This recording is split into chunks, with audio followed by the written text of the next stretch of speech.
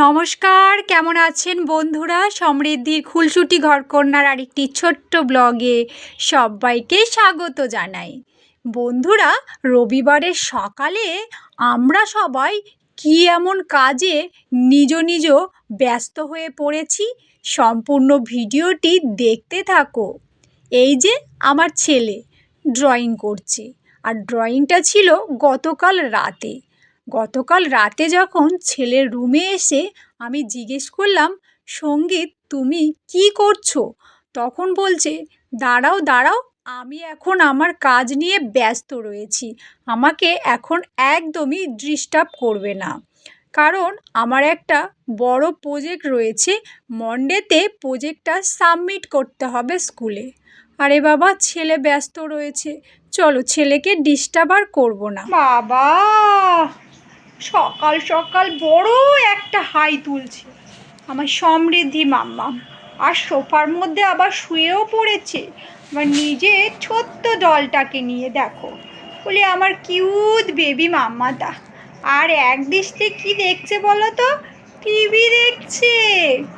ওরে বাবা, না হলে কি ও এরকম শান্ত হয়ে শুয়ে থাকতো বন্ধুরা?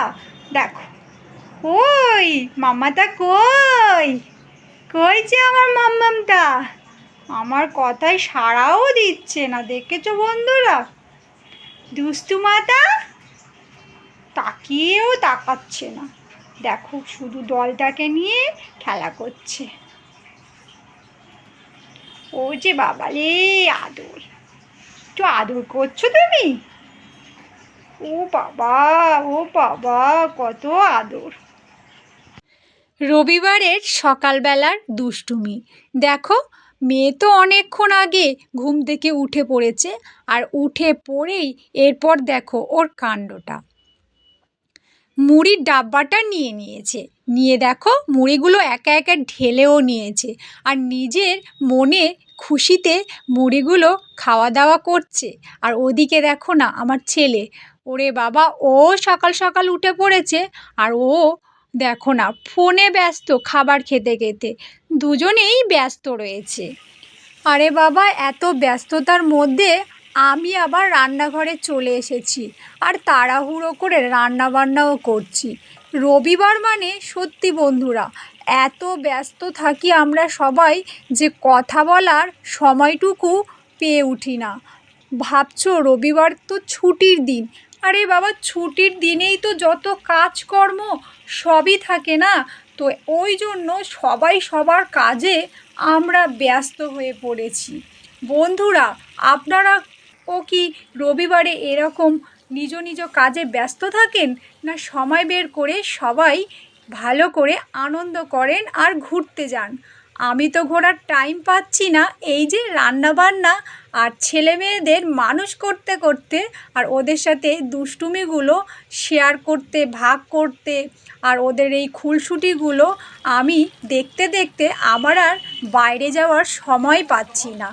কথা বলতে বলতে এই যে বাটা মশলা দিয়ে রান্নাবান্না শুরু করেছি দেখো বন্ধুরা, আর ফুলকপি, টমেটো, আর আছে বিনস, গাজর, এই সব কিছু দিয়ে আর একটু সর্ষে বাটা দিয়েছি, দিয়ে রান্নাবান্না কমপ্লিট করেছি। আর এদিকে ব্যালকানিতে এসে দেখছি, দেখো সবাই সবার কাজে ব্যস্ত, শুধু আমরা না, এই যে ফেরিওয়ালারা ওরাও ওদের নিজ নিজ কাজে ব্যস্ত রয়েছে। দেখো,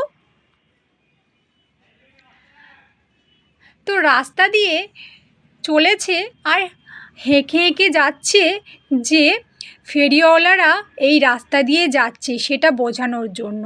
তো সবাই যদি বন্ধুরা, আচ্ছা বলো তো, হালকা হালকা শীতে এই যে সাথেও যদি থাকে বেগুন পোড়া আর কি লঙ্কা পোড়া, তাহলে জমে যায় না?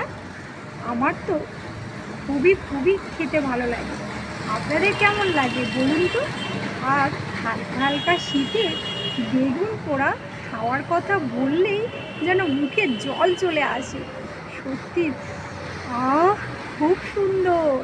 কি বন্ধুরা, আপনাদের কি বেগুন পোড়া খেতে ইচ্ছে করছে?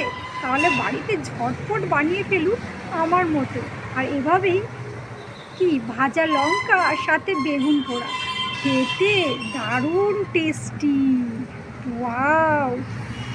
হুম। আরে বাবা, কথা বলতে বলতে এই যে দেখো না, বেগুন পুড়িয়ে রান্নাবান্না করে একদম কমপ্লিট করে ফেলেছি, আর আপনাদের সামনে রান্নাবান্নাগুলো তুলেও ধরেছি।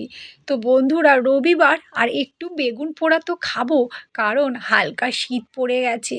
আর বেগুন পোড়া আর সাথে রয়েছে লঙ্কা পোড়া, ধনেপাতা, পেঁয়াজ কুচানো, আর কি চাই।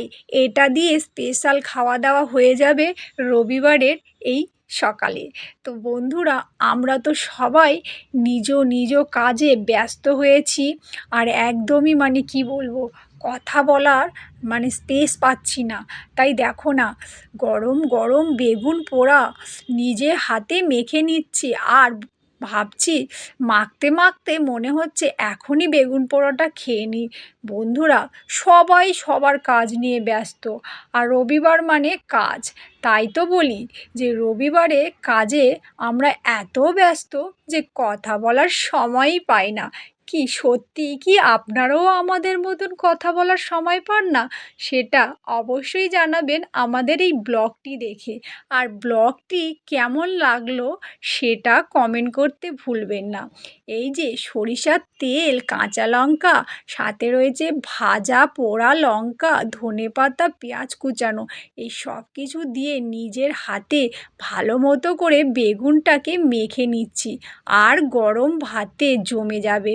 আর রবিবারের এই যে স্পেশাল রান্না কমপ্লিট হয়ে গেল। আর বন্ধুরা, আমরা তো সবাই নিজ নিজ কাজে ব্যস্ত রয়েছি, সেটাই দেখালাম ছোট্ট ব্লগে। ব্লগটি কেমন লাগলো অবশ্যই কমেন্টে জানাবেন।